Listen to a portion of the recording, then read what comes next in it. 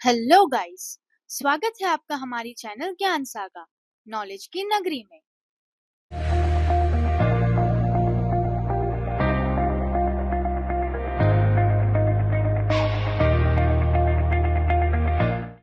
आज मैं लेके आ गई हूँ हमारी ऑर्गेनिक केमिस्ट्री की सीरीज में एक नया वीडियो। पिछले वीडियो में हमने अपना जीओसी चैप्टर स्टार्ट किया था एंड उसका एक बेसिक इंट्रोडक्शन लिया था। फिर भी बहुत कुछ कवर हो गया था उस चैप्टर में, even though it was the introduction video. And I mention कि कुछ कुछ टॉपिक्स हमने उसके भी प्रीवियस वीडियोस में कवर कर लिए थे। बात रहे आज के टॉपिक्स की, तो आज हम स्टार्ट करेंगे आईयूपीएससी एंड जितना कवर होगा उतना हम मैक्सिमम कवर करने की ट्राई करेंगे। इवन दो एक वीडियो में पूरा कंटेंट फिट करना इज जस्ट इम्पॉसिबल, तो will may be make 2 parts या फिर इफ नीडेड 3 पार्ट्स। आईयूपीएससी 2-3 पार्ट्स में हम खत्म कर देंगे। एंड ऑल्सो हम जितना भी कंटेंट पढ़ रहे हैं, आई अग्री कि हम वो एनसीईआरटी से पढ़ रहे हैं, which is the right way to study, not gonna लाई।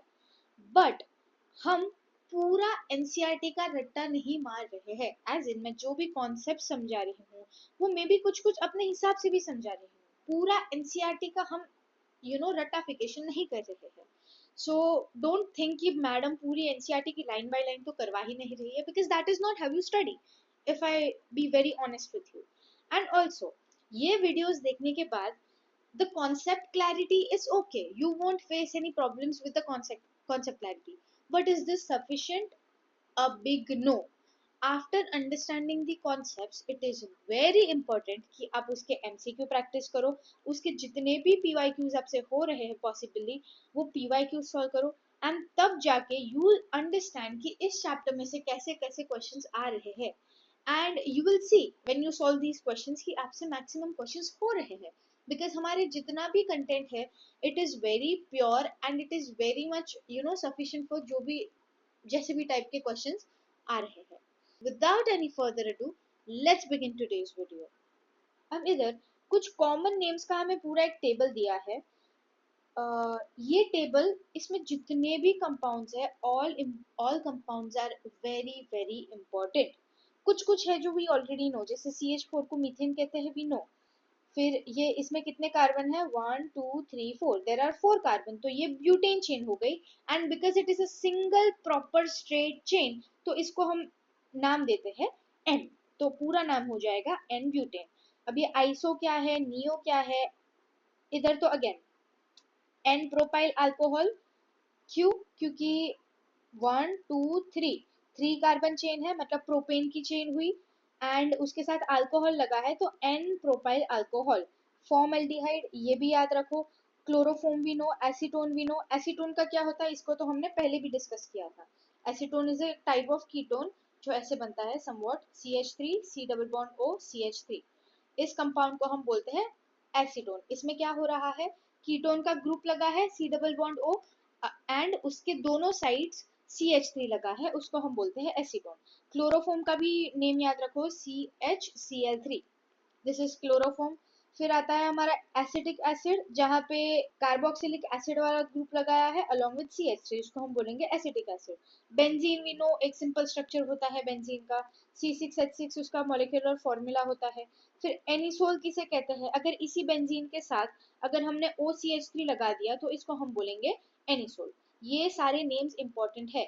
ये आइसो और नियो वाले तो हम बाद में डिस्कस करने वाले हैं, अभी के लिए जो मैं पढ़ा रही हूँ उस पर फोकस करो। आई नो ये सारा अभी थोड़ा नया नया लगेगा, बट ग्रास्पिंग पावर बढ़ाओ अपना, बिकॉज ऑर्गेनिक में आपको बहुत सारे नए नए कॉन्सेप्ट मिलने वाले हैं।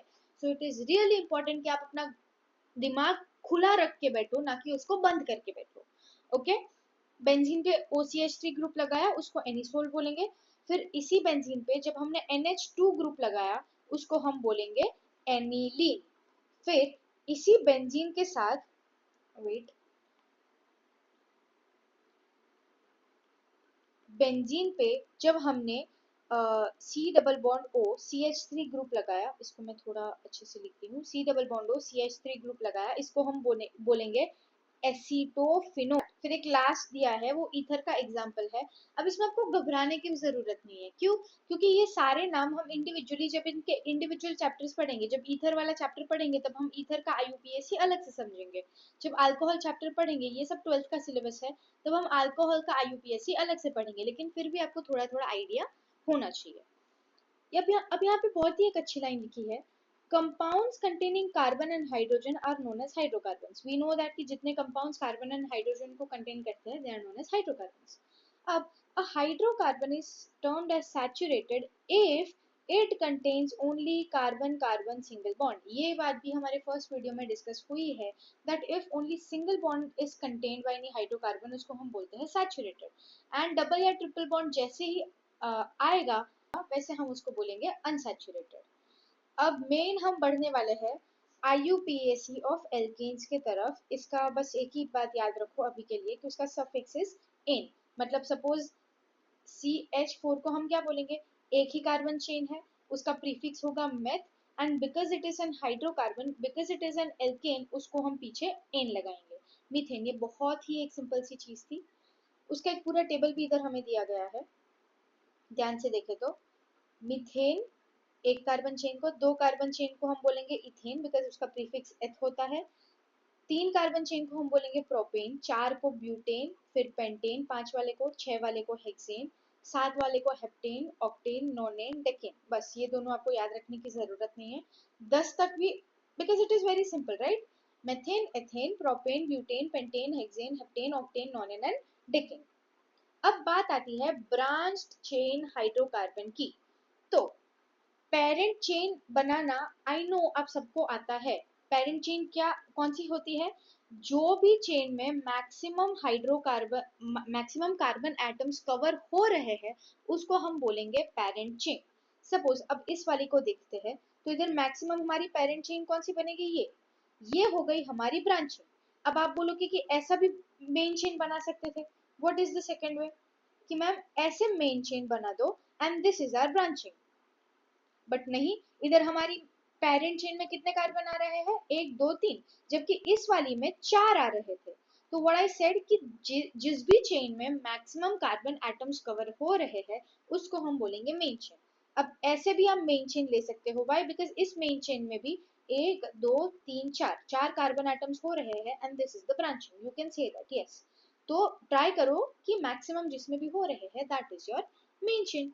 अब इस वाले में देखते हैं, तो can we say that this is my parent chain या this is my main chain, and ये एक and दो, one and two, these two are the branches। तो जब तक मेरी पेन उठ नहीं रही है एंड मैं मैक्सिमम कार्बन को कवर कर पा रही हूँ, that is my main chain. And फिर पेन उठाने के लिए जब मुझे दूसरे कार्बन को कवर करना पड़ रहा है, these are my branches. I hope this concept is very clear. अब बात आती है ये टेबल में। अब इस टेबल का कॉन्सेप्ट क्या है कि CH4 को क्या हम मीथेन बोल सकते हैं? बट इन्हीं मीथेन, इथेन, प्रोपेन, इन सारे में से जब हम एक कार्बन को हटाते हैं CH4 से, मैंने जब CH3 किया इसको, तो ये हो जाएगा मिथाइल। मतलब इन सारे में से जब मैंने -H किया तो ये हो जाएगा, पीछे मेरा जो सफिक्स है वो आइल लग जाएगा। मीथेन बन जाएगा, इधर लिखा है जैसे, मीथेन बन जाएगा मिथाइल, इथेन बन जाएगा इथाइल, प्रोपेन बन जाएगा प्रोपाइल, ब्यूटेन बन जाएगा ब्यूटाइल एंड डेकेन बन जाएगा डेकाइल। सारे बीच के आप एक बार बनाने की ट्राई करो, जैसे डेकेन डेकेन सॉरी हेप्टेन को आप क्या बोलोगे या फिर ऑक्टेन को आप क्या बोलोगे, इन सारे की लिस्ट आप अपनी बुक में एक बार प्रिपेयर कर लो। But I hope this is very clear. इधर CH4 था, CH3 डाला, C2H6 था, तो इधर CH2 CH3 C2H5 हो गया। मतलब अगेन हमने एक कार्बन, एक हाइड्रोजन निकाला, so it will be ethyl. चलिए अब बढ़ते हैं हमारे सबसे इम्पोर्टेंट पार्ट में, ये सारी ब्रांचिंग्स। मतलब ये आइसो क्या है, सेक क्या है, टर्शरी क्या है, नियो क्या है, ये सब IUPAC का एक वो इम्पोर्टेंट बेस क्रिएट करता है जिसकी हेल्प से आप एक एडवांस लेवल का क्वेश्चन क्रैक कर सकते हैं and where some of the students lack. Okay, so ये कॉन्सेप्ट इज इम्पोर्टेंट ताकि आप स्कोर कर पाओ in JEE, in NEET, in your board examination. ये सारा है बेसिक, बट अगर इसमें कॉन्सेप्ट क्लैरिटी अगर नहीं हुई ठीक से, तो then you lose marks, that is for sure. ठीक है, तो without wasting any more time, चलिए मैं आपको समझाती हूँ कि सबसे पहले आइसो क्या है। हम आइसो से ही स्टार्ट करेंगे। चेन में हम एक चेन लेते हैं, सपोज जो लास्ट सेकंड कार्बन है, उस लास्ट सेकंड कार्बन पे अगर एक CH3 ग्रुप ब्रांच्ड है, ऐसे पूरी ब्रांचिंग को हम बोलते हैं आइसो ग्रुप। मतलब सपोज मैंने एक चेन बना ली, यहाँ पे suppose CH3 CH Br and इधर है CH3। अब यहाँ पे ब्रांचिंग कहाँ हो रही है, इस ग्रुप में भी अगर आप देखोगे ब्रांचिंग कहाँ पे हो रही है, तो CH के इस वाले पार्ट में हम एक ब्रांच दिखा रहे हैं जहां हम एक अननोन ग्रुप अटैच कर रहे हैं, एंड हमारे इस पूरी चेन का जो लास्ट सेकंड कार्बन है उसके साथ हमारा एक CH3 ग्रुप अटैच्ड है। सिमिलरली इधर हमारी ब्रांचिंग क्या है, हम बोल सकते हैं Br is are branching, right, मतलब जो हमने ग्रुप अटैच किया है। एंड इस पूरे कार्बन की चेन में अगर आप लास्ट सेकंड कार्बन को ऑब्जर्व करो तो इधर एक CH3 अटैच्ड है, ऐसे ही कंपाउंड को हम नाम देंगे आइसो। ओके, ऐसे चेन को हम नाम देंगे आइसो। तो इसी टाइप की अगर मतलब बड़ी सी अगर चेन दी है, एंड इफ यू ऑब्जर्विंग कि जो लास्ट चेन है, सॉरी लास्ट सेकंड कार्बन है, उसके साथ अगर एक CH3 अटैच दिख रहा है, देन समझ जाना कि ये एक आइसो ग्रुप है। As simple as that. अब स्टूडेंट्स को मोस्टली कंफ्यूजन आती है आइसो एंड सेक में कि हम इन दोनों को कैसे डिफरेंशिएट करें। तो एक बार हम सेक पूरा समझ लेते हैं, फिर आपको पूरी एक बार क्लैरिटी आ जाएगी कि what is the difference between iso and sec butyl. अब हम समझते हैं सेक वाला। तो सेक नेम किसको देते हैं, एनसीईआरटी में जो स्ट्रक्चर दिया है वो थोड़ा रॉन्ग है, तो हम इसे इधर रीड्रॉ करके ही आपको समझाएंगे। क्या दिया है, सपोज इधर CH3 है, इधर CH2 है और इधर CH है, और इसके साथ और एक CH3 लगा है एंड इधर कार्बन का डैश आ रहा है जिधर हम अपना फंक्शनल ग्रुप ऐड करवाएंगे। तो जिधर हमारा एक्चुअल ग्रुप ऐड हो रहा है उसके एडजेसेंट कार्बन पे इधर एक CH3 ग्रुप सब्स्टिट्यूटेड है और इधर एक CH2 CH3 ग्रुप सब्स्टिट्यूटेड है। तो ये कौन सा है, 1 डिग्री, 2 डिग्री या 3 degree? It is a 2 degree atom, right, because इसके साथ और एक और दो दो कार्बन जुड़े हुए हैं। तो जिसके साथ हमारा सब्स्टिट्यूटेड ग्रुप जुड़ा है जिस कार्बन एटम के साथ, if that carbon is 2 degree, तो हम उसे बोलेंगे सेकेंडरी ग्रुप, या उसका शॉर्ट फॉर्म है सेक एंड आगे जो भी है। अब इधर टोटल कितने कार्बन है हमारे चेन में, 1 2 3 एंड 4। ब्यूटेन है तो ब्यूटेन को बिकॉज हमने एक कार्बन इधर से हटाया है तो हम बोलेंगे sec butyl. I hope it is very very clear. जिस जहां हमारा फंक्शनल ग्रुप या कोई भी ग्रुप हम सब्स्टिट्यूट करने वाले हैं उसके एडजेसेंट कार्बन पे अगर 2 डिग्री कार्बन है हमारा तो उसको हम बोलेंगे सेक, और जितने भी फिर उसका जितने नंबर ऑफ चेन्स आ रही है वो। अब सिमिलरली वैसे ही टर्शरी समझेंगे। इधर कार्बन का डैश है जिधर हम कुछ भी सब्स्टिट्यूट करेंगे, ये कार्बन 1 2 3 तीन कार्बन एटम से जुड़ा हुआ है and hence it is 3 degree. तो ऐसे एटम को हम बोलते हैं टर्शरी, और फिर 1 2 3 4 4 कार्बन है तो हम बोलेंगे उसे ब्यूटाइल।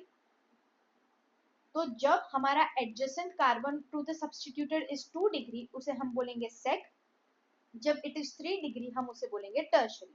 अब नियोपेंटाइल क्या होता है, नियोपेंटाइल भी इसी स्ट्रक्चर से हम समझते हैं। यहाँ पे हमारी कार्बन की डैश है एज इन जहाँ पे सब्स्टिट्यूट होने वाला है। अब उसका एडजेसेंट मतलब उस सब्स्टिट्यूटेड एटम के एडजेसेंट अगर ऐसा कुछ ग्रुप बन रहा है जहाँ 5 कार्बन एटम्स आर अटैच्ड, कैसे ग्रुप बन रहा है, अब एक कार्बन एटम है, इस कार्बन एटम के साथ स्टेप बाय स्टेप समझो मैं नियो ग्रुप कैसे बना रही हूँ। इस कार्बन एटम के चारों वैलेंसी पे हमने CH3 CH3 CH3 ग्रुप लगा लिया। अब हमें एक ग्रुप सब्स्टिट्यूट भी तो करना है, तो एक CH3 से हटा के हमने CH2 लगा दिया और यहाँ हमारा सब्स्टिट्यूटेड ग्रुप आएगा। ऐसे ग्रुप को हम बोलते हैं नियो ग्रुप। याद रखो, नियो ग्रुप। टर्शरी को भी ऐसे ही हम एक बार ड्रॉ करके समझ लेते हैं। एक कार्बन ग्रुप जुड़ा है, इसके अगर आजू बाजू तीनों साइड CH3 CH3 CH3 लगे हुए हैं एंड इधर चौथी वैलेंसी पे हमारा सब्स्टिट्यूटेड एटम आ रहा है, this will be known as tertiary.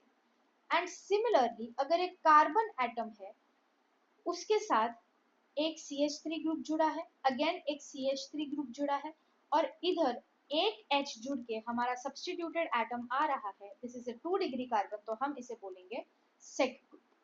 और आइसो ग्रुप किसे कहते हैं? जब हमारे लास्ट सेकेंड कार्बन पे अगर CH3 ग्रुप सब्स्टिट्यूट होके आ रहा है, इस ग्रुप को हम बोलते हैं आइसो ग्रुप। ये मैंने आपको एक बार छोटे से वे में रिवाइज भी करवा लिया है। नियो ग्रुप प्लीज याद रखो, C के चारों वैलेंसी पे CH3 जुड़ा है एंड एक CH3 को हटा के, H को हटा के हमने CH2 लगा के इधर सब्स्टिट्यूटेड ग्रुप ऐड करवाया है, इसको हम बोलेंगे नियो ग्रुप।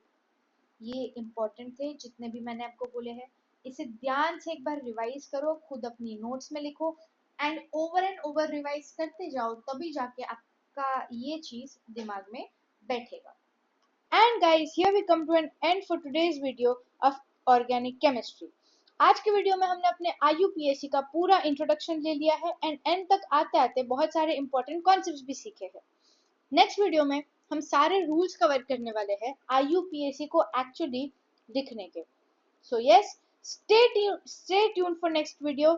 तब तक के लिए like, share and subscribe to our channel Gyan Saga, और हाँ, बेल आइकन जरूर दबा देना। Bye bye.